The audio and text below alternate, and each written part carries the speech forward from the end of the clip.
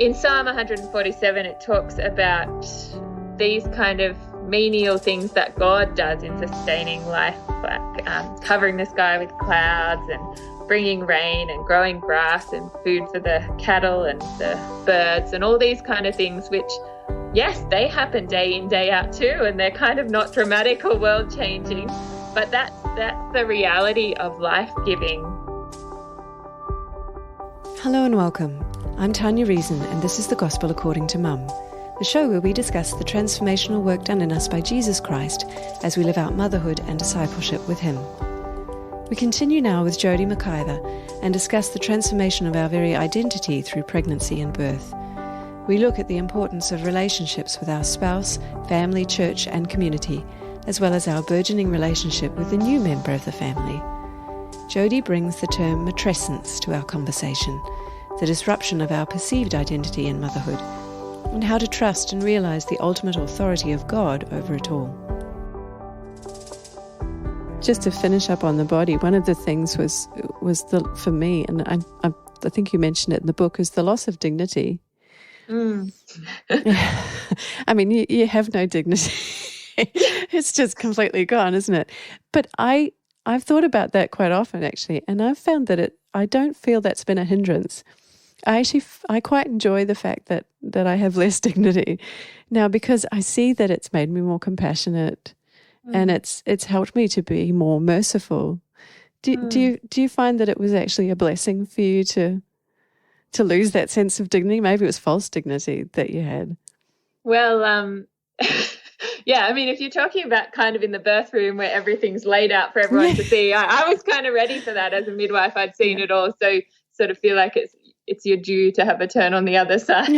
But I think what you're describing is bigger than that too. Like it's a really humbling experience to go from whatever you were doing before and perhaps were quite good at and quite, encouraged and given, maybe you achieved promotion or awards or whatever it is, and then this is a brand new thing and you're brand new at it. You've never done it before, and so it's humbling, and that can be really difficult for women, I think, to suddenly go from wherever they were at to the beginning again of something new. And it's an amazing opportunity, but it's also a challenge. But God will enable us to get through. Yeah. And it's important, isn't it, to lean into that, because there comes a point after baby's born where you're just thinking, I'm pretty sure that every person goes through it at some point where they just think, I can't do this anymore. But actually, if you can push past that point and just keep going, it's such a blessing, isn't it, to get over that hump. Yeah, and I think it's a matter of being held by those around us as well. Like we can't, we're at that point, like you said, I remember that feeling of how, especially once I had a child and a baby, it's like, how can I do both? That's double down, isn't it? Yeah.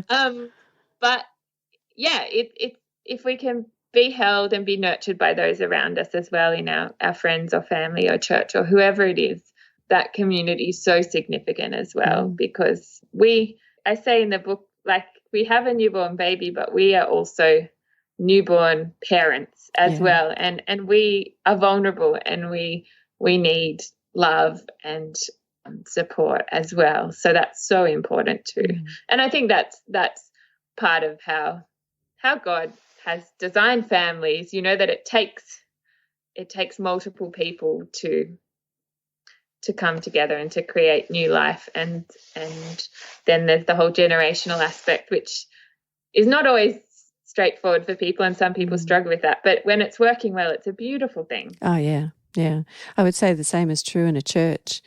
I came to faith as an adult, and I'm sure I've said this before, it was strange to me when we had sort of separated church services for youth and everybody else, basically, because I could see the value of the family model in a church setting with all of the generations together, and how encouraging it was just to see some of the older generations doing worship. You just thought, that woman there, she has been at church for 40 years and she is still singing worship. I just found that so encouraging, Yeah. and then everyone loves to see the little ones as well coming through. Yeah. And it's a beautiful thing. Yeah. Yeah, there's a real beauty in that, I guess, unity and diversity, isn't it? Absolutely. Yeah, we're not all the same, but coming together as a family. Yeah. Yeah. Just to go back to identity, you raise a term called matrescence. Is that correct? Yeah. That's the way to say it? Yeah. Yeah. Matrescence, which is identity disruption. And I know what you're talking. There's a kind of you have to shed yourself to a certain extent, don't you? Because children require everything of you. And you talked a bit about, that you feel like you're doing nothing, especially in the early stages. But actually, I was thinking about it, and I think you're doing a lot. Like there is no break in your day because you can never stop looking at your child and watching them and caring for them. The problem is you're doing nothing for yourself. That's really where it becomes an issue, isn't it? You just don't get time for yourself in the way you used to. Yeah, that idea of matrescence, I think it's a really helpful concept. It's kind of been popularized by a developmental psychologist, Aurelia Thun, but comparing the experience of the transition to motherhood with it's similar to adolescence in that it's a growth experience, but there are losses as we're ending one period of our life, and there are gains and new opportunities and potential as well, and that every part of us is changing from within our bodies, our brains, and our lives. And so, yeah, like I guess by shedding, you've kind of used that picture of, I suppose, the animals, is it, who lose one skin and then they come out with a fresh new one underneath, or a caterpillar to kind of vibe. But if we're not expecting that, and perhaps even if we are, it's hard because there are genuine losses as we become parents, and particularly often for women as we become mothers. Many of the things we could do, we just can't anymore, and we'd love to spend more time with our friends, or we'd love to be able to volunteer more in a particular way, but for a time at least, it is a letting go as well as a kind of embracing, and the things that we are now doing do feel small and do feel insignificant in lots of ways. But I think it's really encouraging. In Psalm 147, it talks about these kind of menial things that God does in sustaining life, like covering the sky with clouds and bringing rain and growing grass and food for the cattle and the birds and all these kind of things, which, yes, they happen day in, day out too, and they're kind of not dramatic or world-changing. Yeah. But that's the reality of life-giving, in that it's often hard, repetitive work, and it's not, it can be thankless. But, in doing that, we're sharing in God's life-giving work, which is a real privilege if we can see it that way. Yeah, that's a beautiful thought, actually, to think, because I immediately thought, why would God find that tiring? It must be so hard to make clouds. Like, I can't make a cloud, but then our kids are like that. How does mummy open that jar? It's just that relative position. It sobers you up, doesn't it, to realize where our position is compared with God and his awesome power and sovereignty again. Those tasks are menial for God, and yet for us they're incomprehensible. Yes, and they keep the world going round. Yeah. Yeah. The scripture that you mentioned too was Luke 9:23 and 24. Whoever wants to be my disciple must deny themselves and take up their cross daily and follow me. For whoever wants to save their life will lose it, but whoever loses their life for me will save it.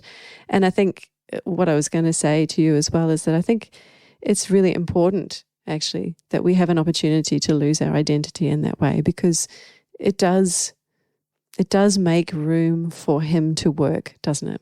Yeah. The picture of the gospel of Jesus laying down his life for us is I think the guiding principle of the Christian life for all of us in all different ways.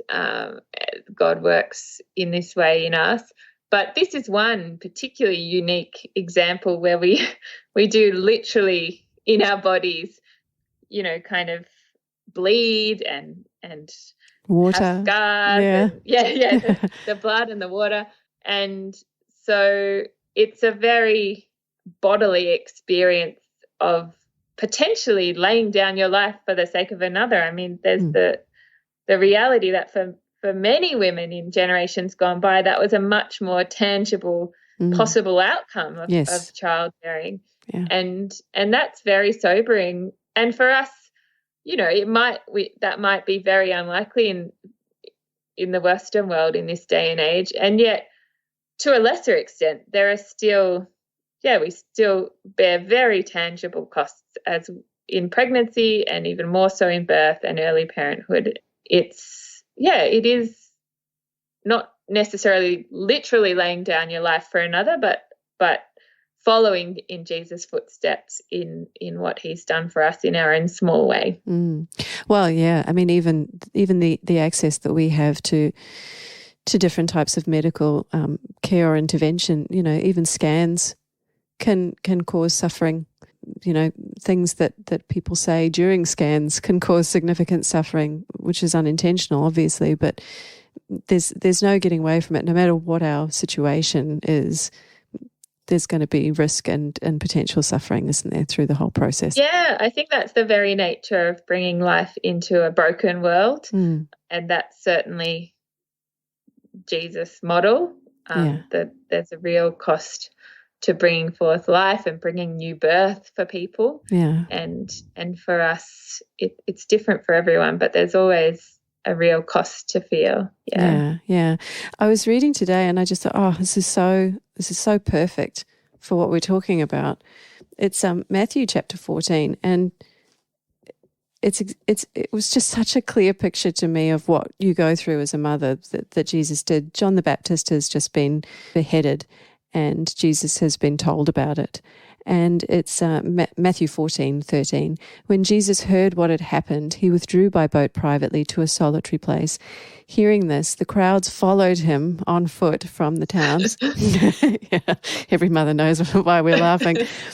When Jesus landed and saw a large crowd, he had compassion on them and healed their sick.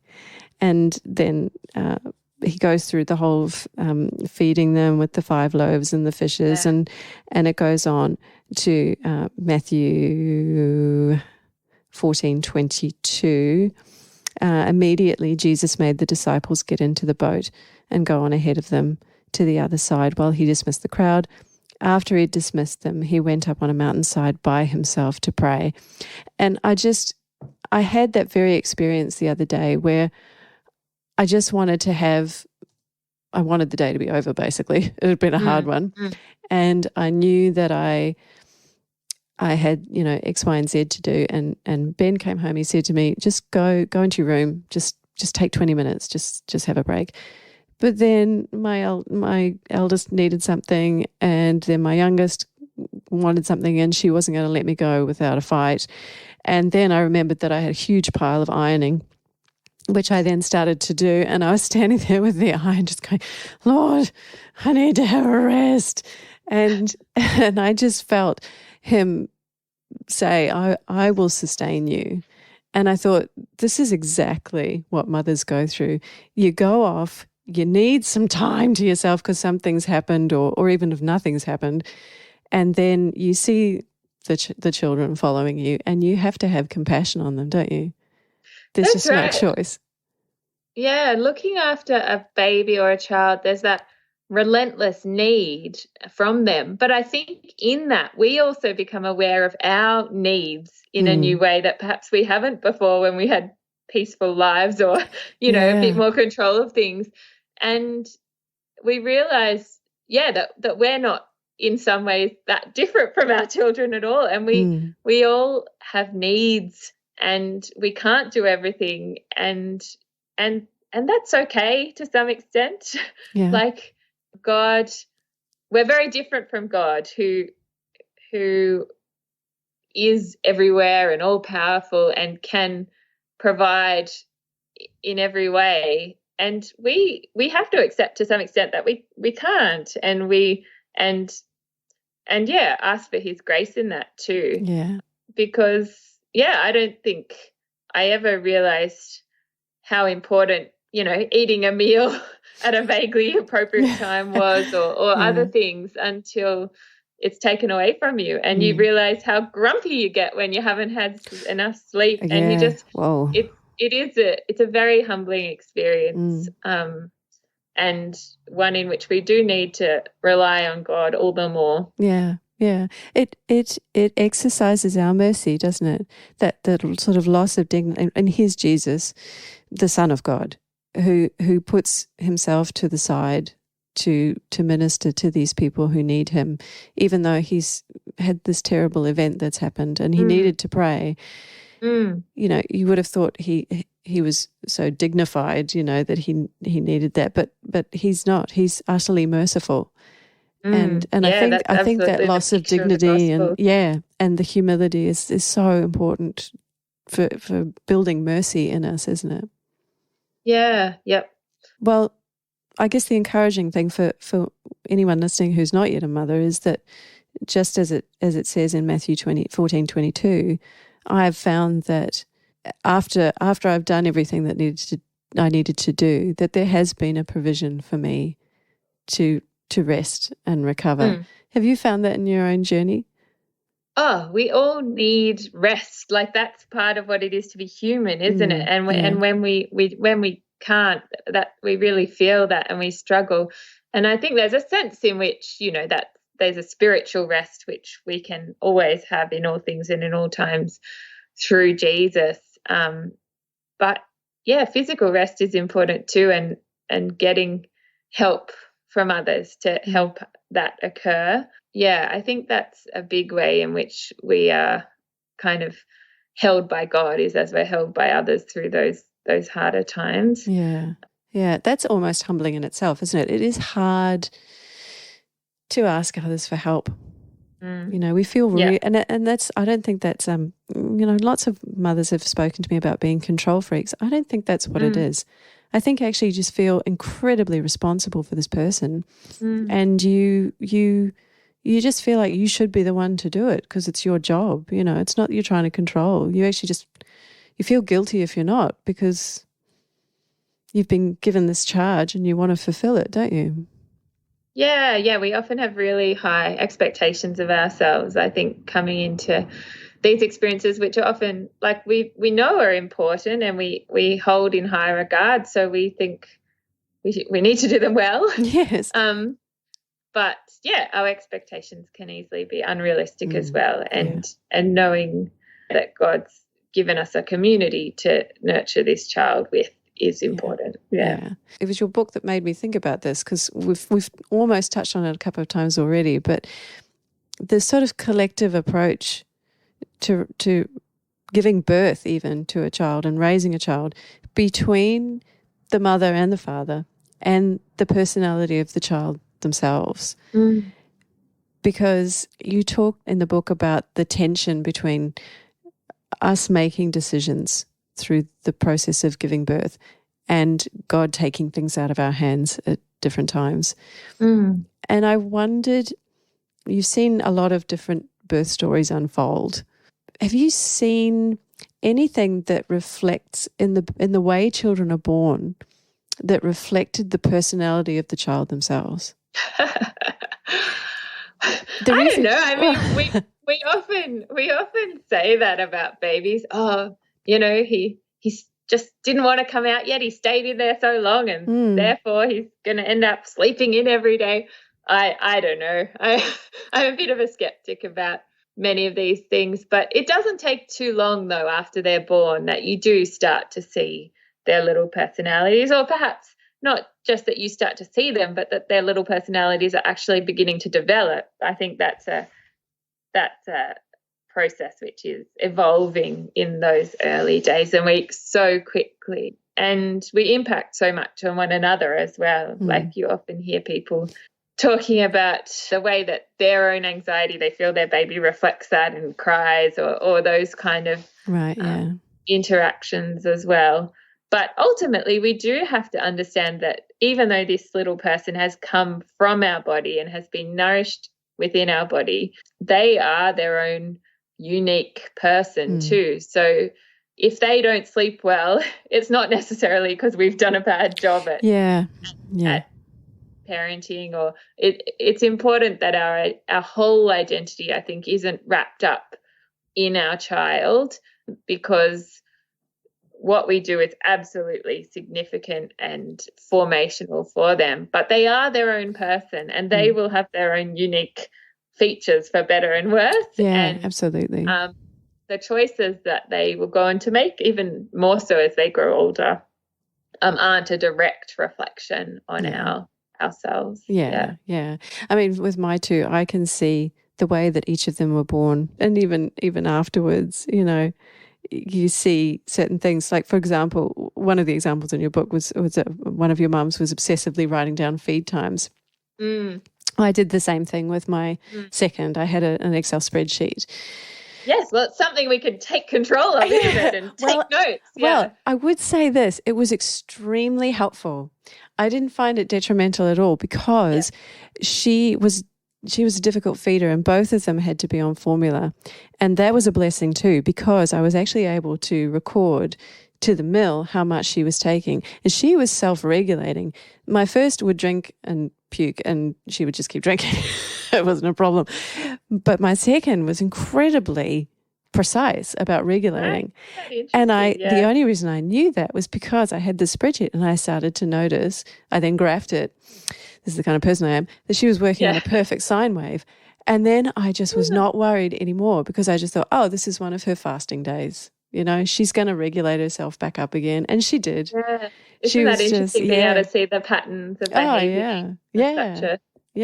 Even their growth charts suit their personalities. My first one is plateau, explosion. That's her to a T. Whereas the second kind of one, Wonder Weeks idea too, isn't it? Whereas my second one is just a perfect.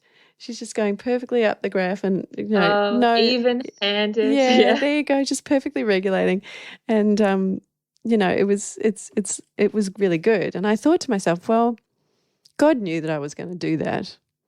And so I took courage with that, because I thought, well, I am the mum that he chose for these people. And so I probably didn't need to worry about that, because my personality working with her personality was gonna come good, you know, and just to trust him with that personality. But it did make me think about how interesting it is how, you know, as you said, we come into this with no skills almost, you know, not for that specific person. And it is such a hand-in-hand thing, isn't it? You with your child working together. Makes you think a bit differently about working with God, doesn't it?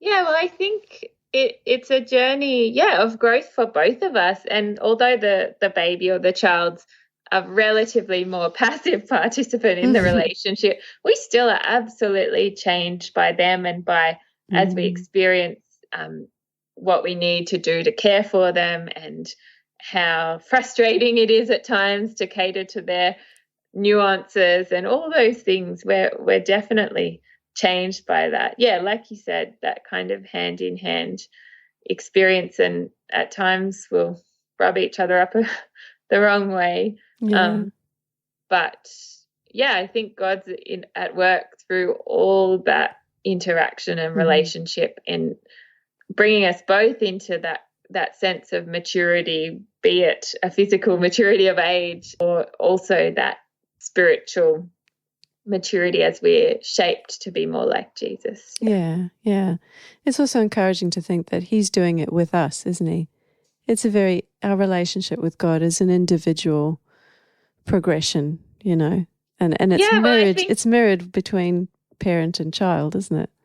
Your lovely picture of you holding the hand of your child and walking forward, I suppose you could look up to the other side and think of God holding your hand on that side, kind of parental relationship of provision and of us growing to become like him. Yeah. Whether our children grow up to look like us or not, there are certainly ways in which they reflect us, and even more importantly, how we reflect our Father God. Yeah. And that brings us back around to relationships again, and the importance of, family and church groups, and you felt very supported in that way, didn't you? Yeah, I think I've been very blessed to be, partly our ministry roles has helped being very knit tightly into a church community. And for us, that's always been a really positive experience and kind of nurturing relationships of people, from the amazing meals at the beginning to sort of having other parents alongside you as you go further along the journey. And not everyone does have that automatically, those close relationships. But yeah, I think if you haven't already been part of a church community, or if perhaps you've had a negative experience, which obviously can happen with humans in churches, trying again and giving the opportunity there. It's hard when kids are little and noisy or those things, and we don't know what the people around us might think of our parenting or all of that. But if a church is truly shaped by God's grace, as has been my experience of churches, then there can be a beautiful acceptance of us where we are when we arrive, be it not polished in our appearance or in our mental state or whatever it is, that kind of acceptance and nurture that we just need.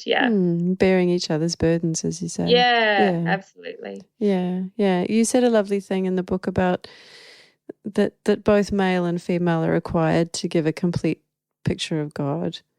And it can be a strange tension between husband and wife, can't it? Especially with the first child, because, as you say, you're both learning for the first time.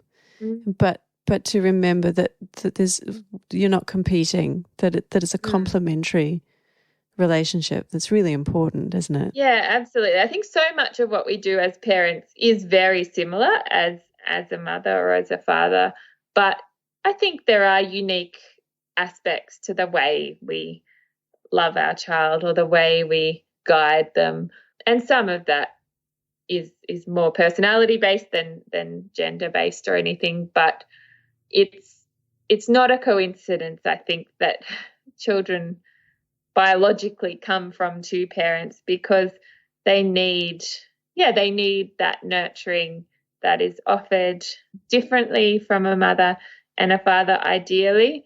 But in the same way, children can benefit from a broad range of community and family relationships that nurture them. But there is something significant about that physical sharing of, that goes into creating a child in God's power from the father and the mother, and that physical nurturing of the mother and the child and giving them birth. These all are significant for our humanity and our ongoing relationships. And I think they probably shape more than we're aware of. Yeah. It can be hard sometimes even to accept help from your husband, can't it? Just to being... Yeah, I don't know. I might be... I didn't find it too hard. I'm always up for help. But I know what you mean. I think, it's a beautiful thing when two parents can be just totally looking out for the well-being of their child and equally each other. Because if we're in it for ourselves, we're going to be disappointed. That's not the nature of family life. But actually holding one another up, and, there'll be times for each of us when we are not at our best and when things are harder and we do end up sort of bearing more than our share, perhaps. But that's the reality of marriage and of parenting. I think it's a difficult one to negotiate, and there are times when it's abused, but it's a real learning curve of what love really is. That it's not just a glamorous romance, but it's that ongoing, patient, bearing with one another and giving yourself up for them, not completely and not one the other. I think we have to look after ourselves as well and do what's necessary, but that real mutual, in a good functioning relationship, that mutual love and dependence is a really positive thing and is what nurtures children as well. Yeah. Oh, yeah, absolutely. My dad used to say that if you feel like you're both going further than 50%, then it's probably about right. And I'd say that's probably true. You know, if you feel like you're giving just a bit more than the other person, then you're probably pretty balanced. Yeah, I'd say that's probably what we all think most of the time. Isn't it? That's right. Yeah.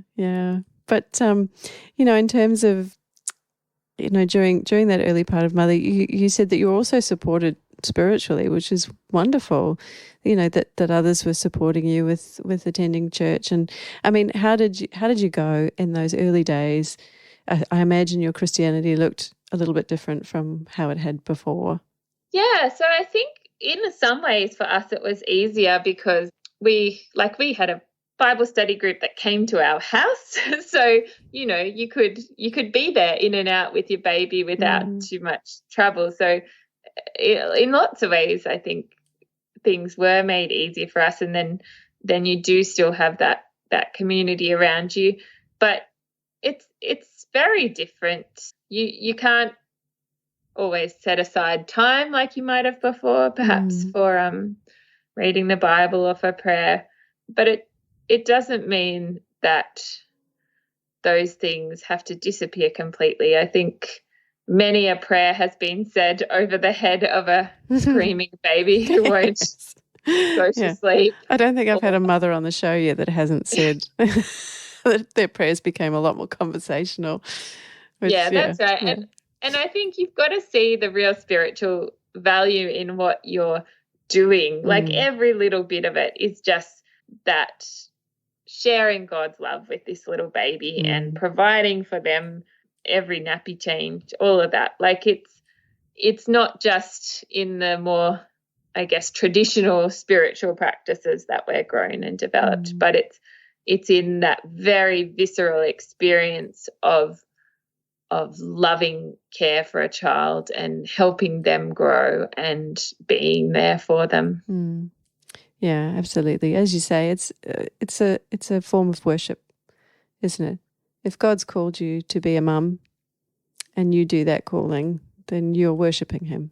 Yeah. Every nappy change, every feed, it's all, I guess it all fits into that kind of picture in Romans of, using your bodies to live a life that's holy and pleasing to God, and that kind of spiritual act of worship just in the day-to-day, the day-to-day bearing the cost of bringing forth life. Yeah. Well, thank you so much for coming on the show and sharing all of that. And I really encourage everyone who's, even if you've already had all your children, to read through the book, because it's a great way to rethink about God in pregnancy and in childbearing, and certainly brought some new ideas to me. And I'm really grateful that you've gone ahead and written it. And I think it's wonderful. Yeah, it's been so lovely to speak with you this evening. Thanks so much. Pleasure. Thanks for listening today. You can find out more about the show, our guests, and subscribe and download through all our channels by visiting thegospelaccordingtomum.com. My next guest is Tanya Gregg. Tanya was just 36 when, standing in front of the pantry one evening, a chance movement redirected her life, her faith, and its influence on her family completely. In the meantime, be encouraged, friend, and remember the God who taught you to love will not leave you as you walk with him more and more at your own pace. I'm Tanya Reason, and you've been listening to The Gospel According to Mum. Till next time.